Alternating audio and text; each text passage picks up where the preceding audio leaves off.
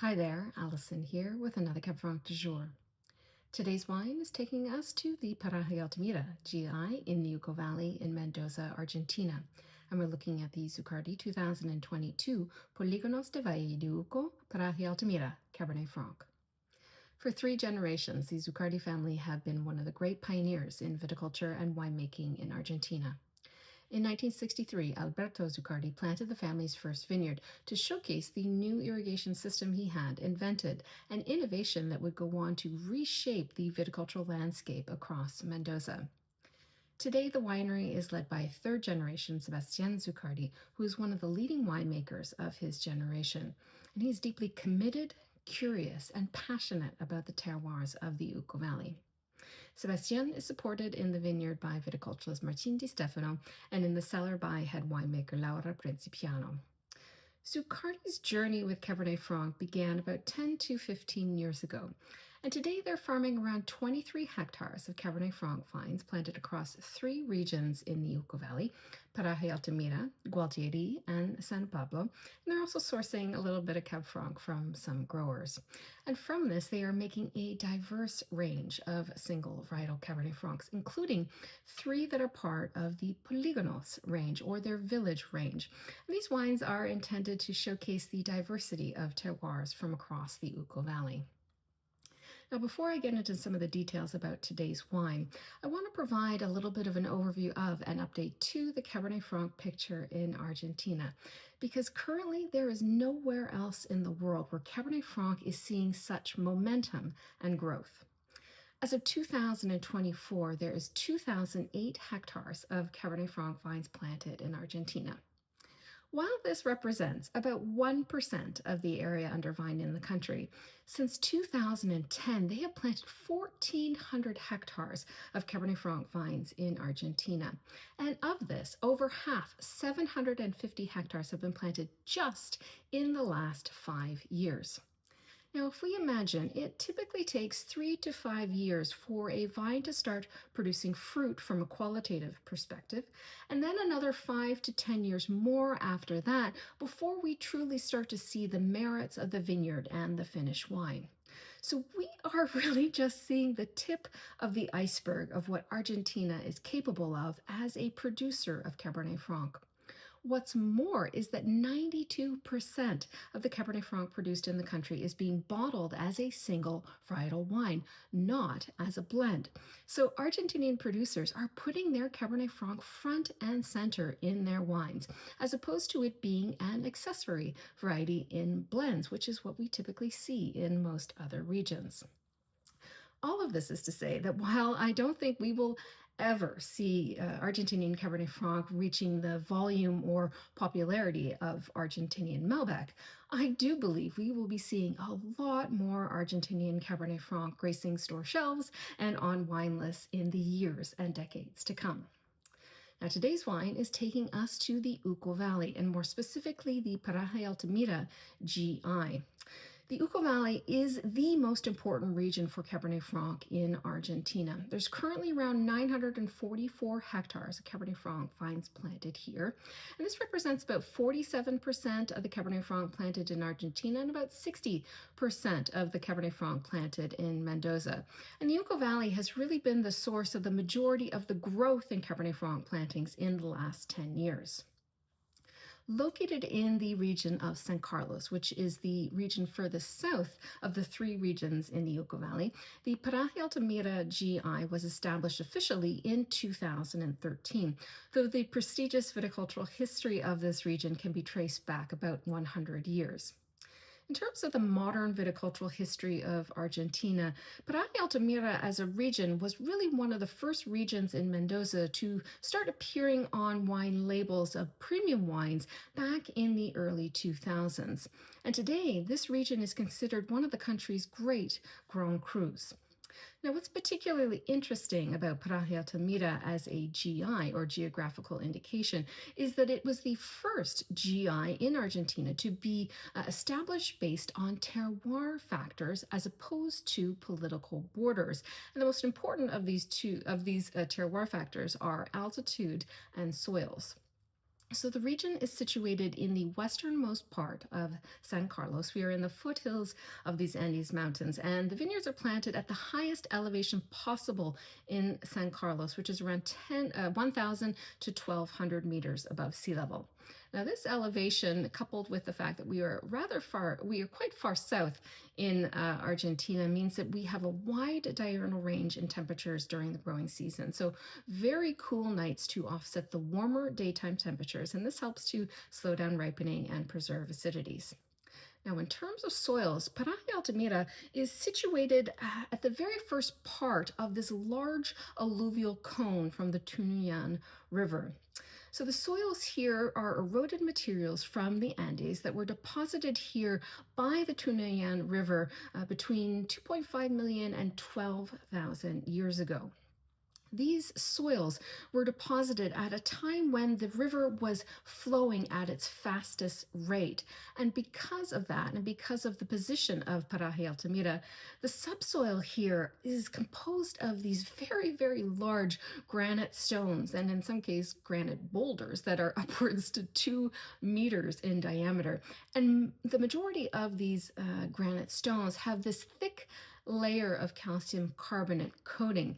And it is said that it is this combination of the granite stones as well as this layer of calcium carbonate that contributes to the freshness and the elegance that seems to be characteristic of the wines coming from Paraje Altamira.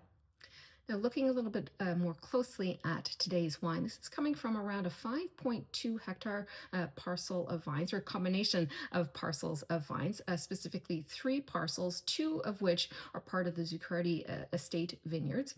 And one of these parcels is from their Finca Piedra Infinita vineyard, and the parcel of Cabernet Franc was planted in 2009 by Massal Selection, and the vines are ungrafted. And then the second parcel is from their Finca Los Membrillos vineyard, and this vineyard is about 1,500 meters east of Piedra Infinita.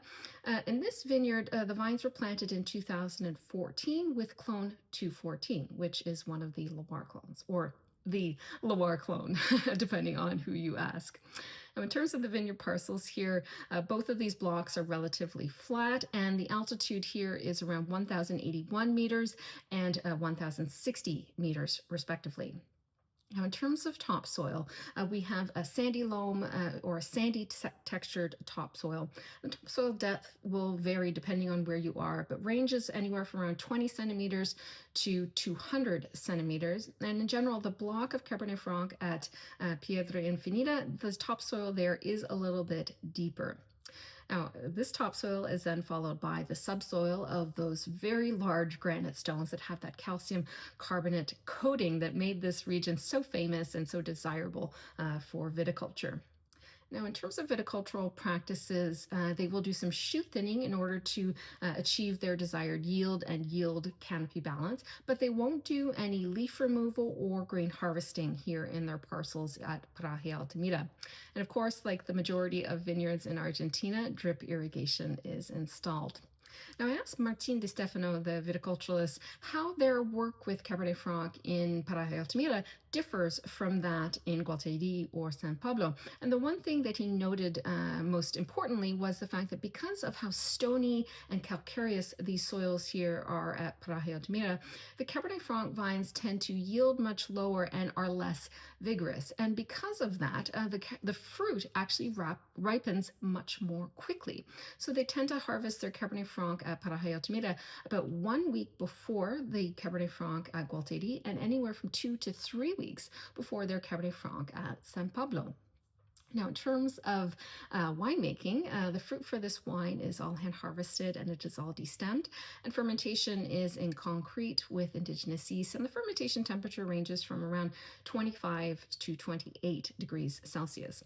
Now, in terms of the time on skins, it's about 20 days, and for their extraction techniques, what they will do is a combination of remontage and pigeage just in the first 6 days of the fermentation, and then they will switch to a gentle wetting of the cap using buckets for the duration of the maceration. Now, in terms of this finished wine, it's actually all free-run wine, and that is aged in 25 hectoliter oak foudre for about 12 months before the wine is bottled. So, let's dive into this wine. Okay, so off the top with this wine, what is really leaping out of the glass is spice. This is a very spicy expression of Cabernet Franc. There's definitely some fruit here, but what leads is this combination of spice and fruit. In terms of the fruit profile, you definitely sense that there is a sunny character, and it does have a certain ripeness to it, but it is by no means overripe. There's a nice purity, a nice freshness to the fruit. And I would say it leans in a combination of red and dark fruit. I'm getting a little bit of like a strawberry compote. There's a touch of rhubarb here, which is kind of interesting. Bit of morello cherry. There's a bit of black raspberry here as well. And I would say that the fruit and the spice on the nose are kind of working in tandem. This is a very spicy Cabernet Franc. And the spice profile is kind of what leads here is black pepper. And this is one particular note in Argentinian Cabernet Franc that I seem to pick up most consistently in my tastings is this note of black pepper. And it's really interesting because I'm not sure whether that's a vine material thing or a terroir thing or how they're working the vineyards, but this black pepper note seems to be a signature of Argentinian Cabernet Franc. So yeah, I'm getting that black pepper. There's a little bit of Sichuan peppercorns here as well. Even a touch of cinnamon stick here too. And then I would say that after that is when we start to see some of the herbal character of Cabernet Franc coming through. Like you know immediately that it's Cabernet Franc, but that herbal profile is kind of taking a back seat to the fruit and the spice. But I do like the herbal profile. It's very distinctive. It's there's a little bit of bay leaf here. There's a touch of nettle, a little bit of oregano oil as well. But in general, I really love the nose and I love the spiciness of this profile. Like it really immediately kind of says, hi, I am Argentinian Cabernet Franc, just from this spicy character that I often get with Argentinian Cabernet Franc.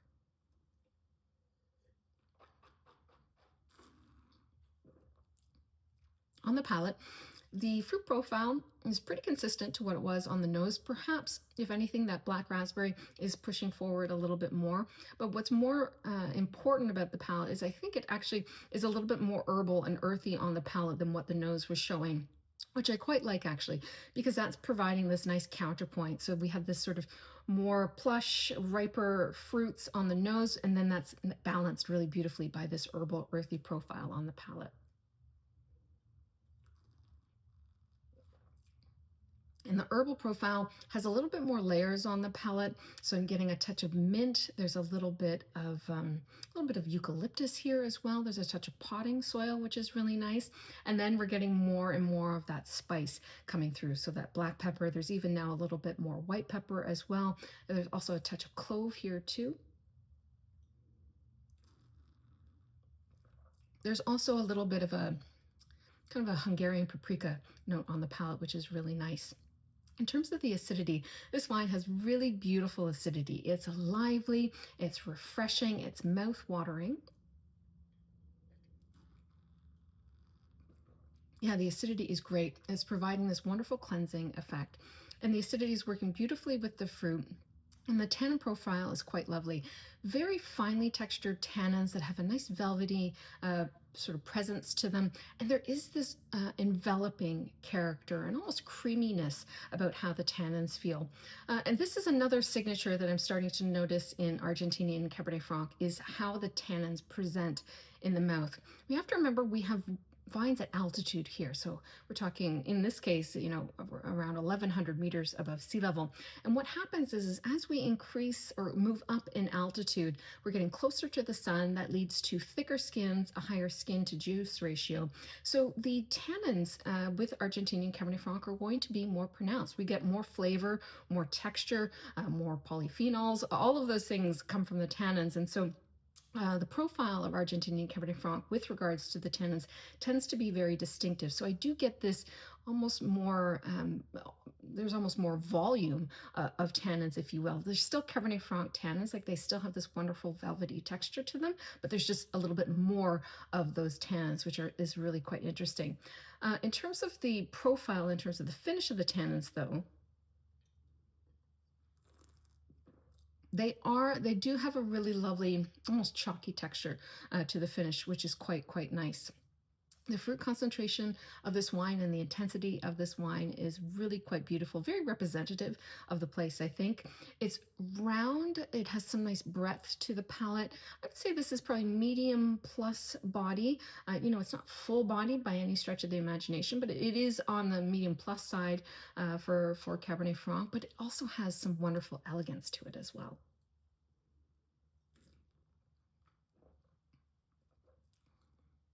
Yeah, it has this wonderful fleshy, kind of plush character about it.